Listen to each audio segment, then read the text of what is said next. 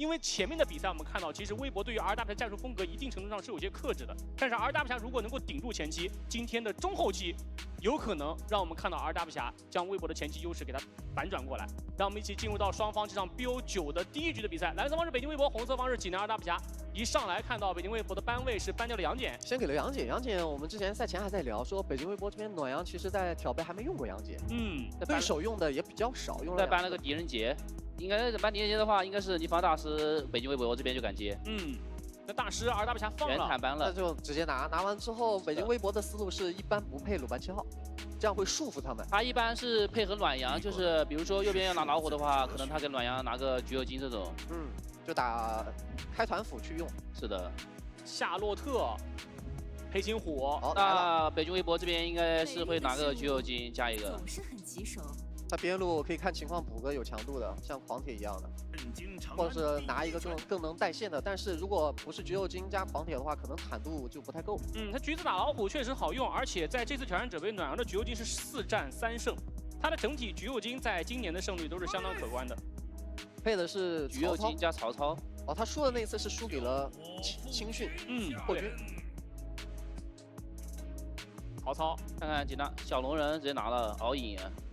这样是除了狄仁杰以外，另外一个面对到鲁班纳是开团比较好应对的了。对，小大招飞天。那这样的话，他除了狄仁杰、敖影，他还有个虞姬了。就是这3个英雄。搬了个扁鹊，扁鹊打敖影是有说法的。因为你的敖影前期本来伤害就比较软，就从去年开始微博就有拿。然后RW侠这边的话，应该还要搬一手刺叉，因为防止微博这边打双边可能。是，去年挑战者杯的时候，当时 RW，当时是 AG， 对吧？小鱼带的 AG。对。就是这种，他们也会用扁鹊去应对敖影。那RW侠没有继续搬射手了，那其实留给小麦的选择还挺多的，尤其是像是的，RW侠放了刺叉，那我觉得北京微博这边大概率可能会拿，就给他接过来。是的，搬了海月张飞以及豪达鲁纳斯的，但是他小龙人已经准备好了，小龙人在线上打吃叉的话还好，而且团战层面的话，其实吃叉一定程度的小龙人也不是很怕他。就开个大招，你拔剑四顾心茫然，你没目标了。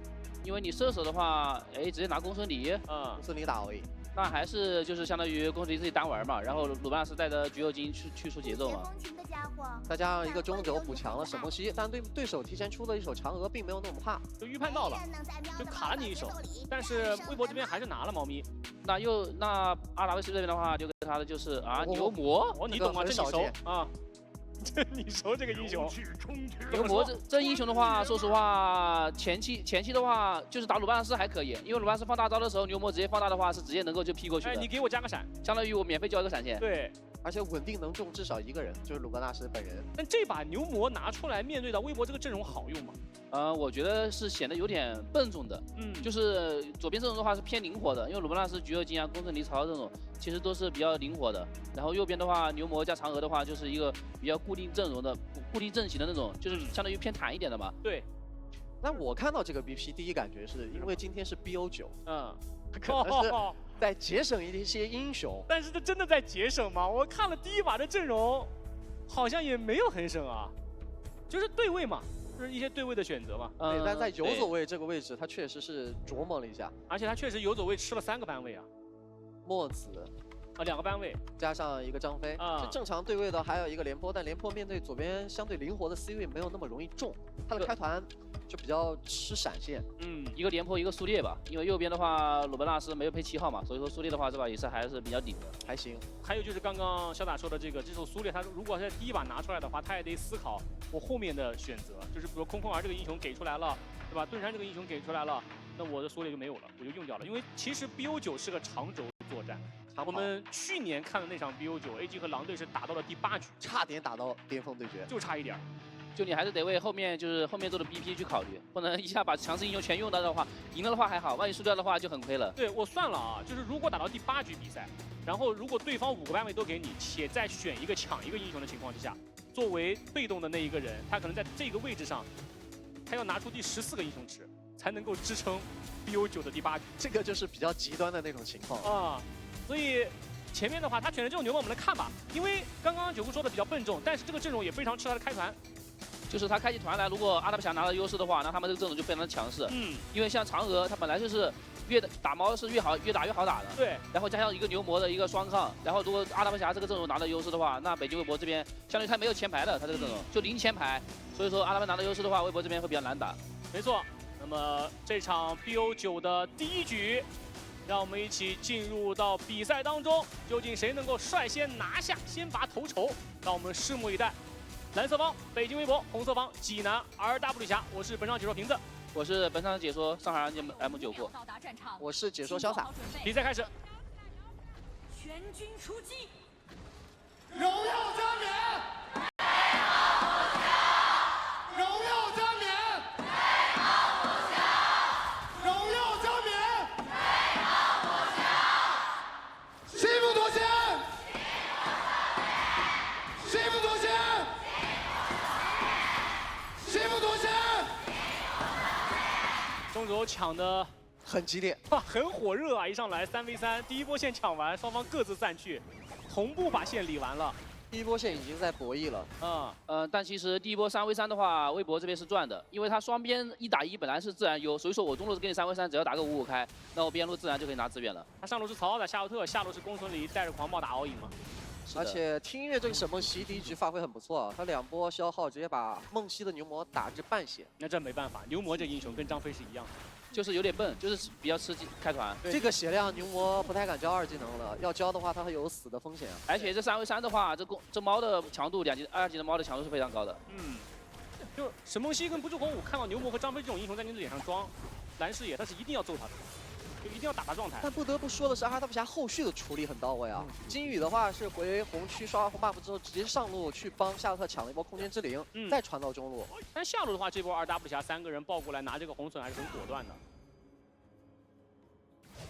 那这样的话，就属于双边资源都是属于阿达布侠。对，阿达布侠是在第一轮双边资源争夺上占据了优势。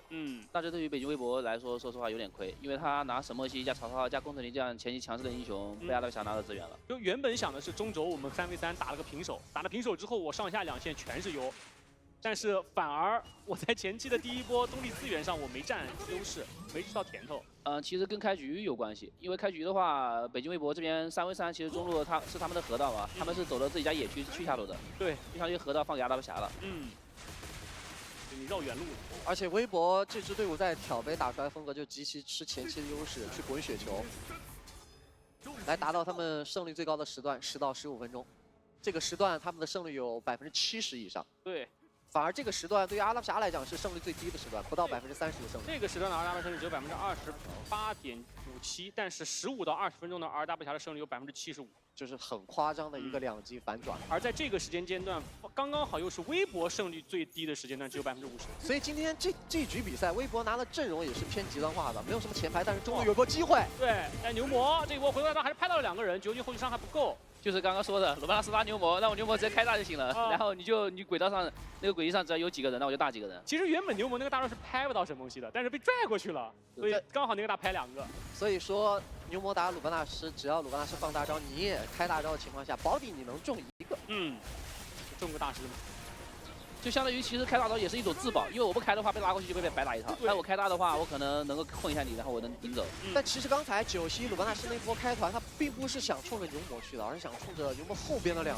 但可惜大招是没挂上。是的，他是想直接1技能，然后大招接闪现，把后面2个人拉过来。因为刚刚确实是一波机会，打破平衡的机会。马上进入4分钟节点了，然后子墨这边再卡下一波下一波对抗路的兵线。对，3分半的这波线只要拦在了塔前，那么接下来RW侠就得想办法让人来帮忙解这波线。不过这个线卡的有点太里了，不好解啊。大概率是这波线权是不要了，然后直接抢中去了。因为马上要4分钟暴君了，飞行虎老虎没传，选择了打上，想直接压对抗路，换节奏，就不要龙了，我直接来拿你。但我觉得也能接受，因为他压完这个塔之后，他可以驱动主宰。 对，而且这波子墨的曹操是没有大招的，所以护不住这个线啊。我觉得这波的话，如果拿条主宰的话，阿达布侠这边其实是赚的。但我感觉暖阳不会让你这么轻易的去换龙了。这个走位是，如果你要拿龙，我可能就要跟你打了。我现在有暴君 buff。对，就微博的节奏是没有变化的，他没有改变任何东西。而W侠的话，因为上路这波子墨卡线的行为，以及他那波中轴已经被微博给抢完了。所以导致他就算传过来也来不及去争夺这个右槽的视野，所以突然之间转变了一个思路。但金鱼很灵性。整体来说的话，其实像阿拉伯侠这种前期的话，就靠老虎这边撑节奏嘛。就是他拿了一个很强的中野辅、配星虎、嫦娥加上牛魔的组合，来支撑中轴的强度，帮双边去过度发育。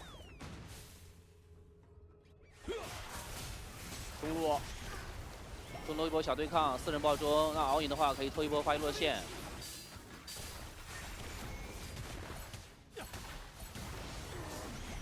哎，也顶进去，顶到了999，但9992段1，牛魔的大闪没拍到他，小失误啊。梦溪这波当然如果大闪拍到了999是有危险的。对，999就只能点链子，但是血量会很低。他如果大闪拍到的话，晚末后面那个1闪应该也有机会中。是有机会击杀的，因为999就2段1技能交了嘛，然后鲁班纳斯就一个链子了。没错。所以说像牛魔一般打鲁班纳斯加999的话，一般不是开999，他是盯着鲁班纳斯那个链子。就是弱点。对，像北极微博，你看下路这波，下路在塔下，敖影大刀被打了出来。公孙离带红还在继续追，想要再打牛魔，有机会跳一下，牛魔就顶走了一丝血，没有倒沈梦溪来了，但是塔下全是人啊，自己只能交2技能撤走。这波曹操也赶过来了，金宇这个位置是不知道曹操，还好他没有走河道，还好这是牛魔有那波被动，没那波被动的话应该人没了。对，因为他没有闪现，他很危险的这波。但下路的这个塔，夏洛特是传送过来保。其实这把可以看到小度其实他发育的非常舒服，就他边路现在是带曹操的话，他是带完一波优线，然后又能够快速支援。是，我觉得也是基于阿道侠在4分钟那波临时的角色换节奏，帮他建立了这个线优，再加上前面橘右京有来抓过他，但没有成功。还有就是在败局的那场比赛，小度的个人发挥实在是太好了，所以 RW 侠在今天的对阵到微博的过程当中，是可以考虑一定程度的把资源倾斜到小度这边来的。来帮助他发育，而且阿拉伯侠这个阵容其实越往后面打，他敖影的伤害起来了，然后牛魔的坦度也起来了，嫦娥的坦度他也能起来。但牛魔这波位移被拉回来了。是的，回头给个大招拍一下，得往回走，但是这个状态实在太惨，又是残忍，但伤害够了，小麦补了最后的伤害。夏洛特位置跟过来，裴金虎这波也阵亡的，夏洛特只能退回去了。橘右京2技能没有中，但沈梦姬直接冲进去，但吃到了3水魂，还好不是3火魂。下路这个塔对阿道侠来讲还想守啊。小度不准备退，但是微博是铁定要进攻。敖影交大，橘右京2技能定到 ，A 一下挂减速，大招刮一波，1技能又好了，再来一波。鲁班纳是给链子贴上去，下回头2技能给了一口，但是这波还是有伤害的。但是大师扛塔死了，小度完成了一波。别急，还没完，嫦娥包后闪现，牛魔直接2闪顶上去，这个公孙离一丝血，最终还是被晚末的大招给波死。不过看后续。曹操加上橘右京在这个位置，伤害灌到了梦溪的身上。这个位置主要是曹操太能打了裴星虎也不敢上。那这一波的话，暖阳的经济估计要领先很多了。这一波算是一个小雪球，把下路塔推了，还打出了一些人头比。那么下路的月2塔对于小度造击杀，也看得出微博对于小度这个点，他不能再放任他这么发育了。其实可以看到这波团战，阿拉伯侠是没准备好接的，他打的就是防守的很仓促。因为这样来说，他准备好的话，他牛魔的话，他就会直接大招，你拉我就大招嘛。对，因为我2技能顶的话会被拉回来的。但他明显是想跑，2技能撤退被拉回来了，被迫交大招。然后后续的话，2个人叠位战被暖阳一个2技能全部命中，瞬间打死。打了一波爆发，这波橘右京伤害第一波是橘右京伤害拉满了。但阿拉伯侠也没有说。刚才那波我打输了，我就退守一波，他就出来直接干架。因为他经济现在其实也就落后1000块钱。他前面其实没打架的时候经济是领先一点的。但这波打完确实是出现了一些落后，但能接受。对金宇的这一波虽然说他阵亡了，但是在经济上并没有比暖阳落后太多啊。曹操这波上去把他给链子拽回来，一波集火跟上曹操的伤害，带走了晚末。这没有鲁班7号的鲁班纳是真的是太自由了。说实话，这波就是因为你双边都有一波裂线，下路在上路头清线了，然后敖影下路有波2塔线要管，然后中路的话，微博这边又是5个人起了，他肯定见人就开你了。对他没理由怕你的。再加上嫦娥在上一波爆后的时候把闪现交了，这个信息微博是拿得到的。这波中1塔很有压力。微博很早就开始爆50了。一直在给阿德巴侠压力，不想让阿德巴侠就这么舒服的发育到10分钟。9分半钟的这个时间节点，微博拔掉了 RW 的中一塔。 马上到10分钟节点了，看阿拉伯侠这边是选择换龙，还是跟那个北京微博去接一手团？他们的闪现其实召唤师技能都是好的，要接团是可以接的，因为现在并没有产生很大的经济差。而且这波架一旦他们如果阿德巴侠打赢了，那其实这局比赛对于阿德巴侠来讲，感觉就比较稳了。但是如果他们选择了换龙，也是比较稳妥的一种想法。看他们的站位是不要打换龙，对，因为现在没什么经济差。 RW 先摸了这条暴君，但是看曹操的位置已经绕到下路了啊，这个龙口只能先放了。牛魔被白抽了，而嫦娥也被公孙离打了半血，这样的话状态都大残了。曹操直接贴夏洛特，把夏洛特赶走，都是先手开技能去消耗阿拉伯侠的人，让阿拉伯侠不敢往前挤视野。有接二技能再来一个1，也打残了敖乙，但是究竟这波吃到了集火，牛魔直接顶进去给个大招，但这波究竟还能打2个1技能，回头再给敖乙盯到了2个人，一波集火，瞬间放倒2个。但是小麦一波收割，还能继续过去，九星跳了一手，给波控制，继续让子墨补伤害，将晚墨拿下一波1换3。 这波就是阿德巴侠典型的不想被你白白的打血量了，看到你橘右京交厌反上来打我敖乙的时候，牛魔就忍不住了，直接开你。但是杀这个橘右京耗费了太多的技能跟时间，而且前面一波其实他前置已经被打了一波状态了，就在左草的时候已经从右草已经被抽到了蓝区。对，就是微博在这条龙的前置消耗做得太好了，这就是经验。 就是在你还想要卡位置去挤视野的时候，我的刀已经架在你身上了。就这一波，这一波是夏洛特进去，牛魔2闪接大招，敖乙被打残，大招被逼没伤害，橘右京最后这么一丝血进去，还放了一套技能，自己才倒。对，裴行虎还因此扑了进来，直接让自己损失了战斗力。其实相当于就是阿拉伯侠把所有的技能都交给了暖阳，但暖阳一套已经打完了，甚至打出了第2套。然后这一波又是我技能我伤害都打完了嘛，相当于。 梦溪在红区的位置被微博再打了一波吊点，那这样的话，阿拉伯侠这边的话，牛魔可能是有点站不住了，因为他现在已经很脆了。对，他现在的打团方式就是直接卡视野开团，要不然就不要露视野。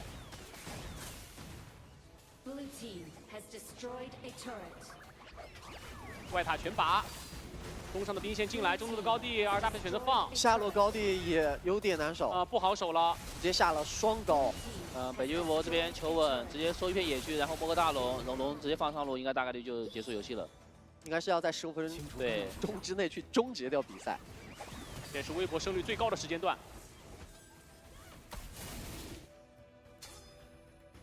经济差已经来到5000。 在小的一些节点上 ，RW 还是在这场比赛没有微博做得更加细致。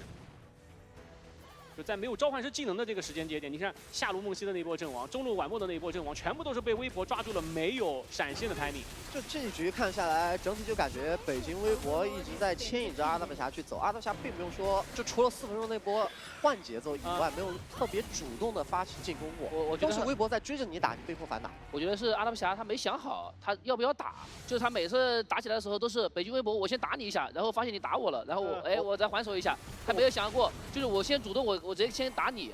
对，就是这个阵容选出来的时候，九辉当时讲了，就是你这个阵容是比较笨重的，你不要被对面拉扯了，你要开你就一拳打下去，你别打一半收了，要不然就不打。对，而且左边是个沈梦溪，我本来就有远程消耗，你给我拉扯的越久，让我消耗你的血量就越低。